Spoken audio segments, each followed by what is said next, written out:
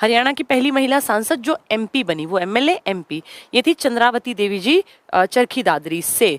चंद्रावती देवी जी की बहुत बहुत इंपॉर्टेंट बातें हैं, एग्जाम में आएंगी, इनमें से कहीं ना कहीं हर बार आती हैं। 4 बातें ध्यान से सुनना।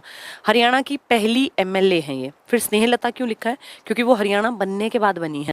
एक्चुअल में जब हम पंजाब थे, हरियाणा पंजाब था, तो पहली बार एक औरत जो एमएलए बनी थी पेप्सू के टाइम पे, Patiala and eastern Punjab states union, वो चंद्रावती देवी जी ही थी। 1954 में ज्ञान सिंह नाम के एक एमएलए हुआ करते थे, उनका नाम आ गया था, डिसमिस कर दिया गया था भ्रष्टाचार में, तो उनकी सीट खाली हो गई। मध्यावधि चुनाव हुए, उपचुनाव हुए, मतलब जो एक सीट के, सारे के नहीं, एक सीट के, उस सीट पर जीती थी चंद्रावती जी। यानी ये हरियाणा की पहली एमएलए हैं, लेकिन तब तक हरियाणा बना नहीं था। बनने के बाद बनी है 67 में, क्योंकि 66 में हरियाणा बन गया। स्नेहलता, जैसा क्वेश्चन वैसा आंसर। पूछे हरियाणा से पहली महिला और कहे हरियाणा की विधानसभा की, अगर हरियाणा की विधानसभा कह रहे हैं तो 67 स्नेहलता, और कह रहे हैं हरियाणा से कोई महिला, तो फिर वो चंद्रावती को भी अगर हो सकता है, क्वेश्चन की लैंग्वेज से चंद्रावती जी पूछना चाहते हो।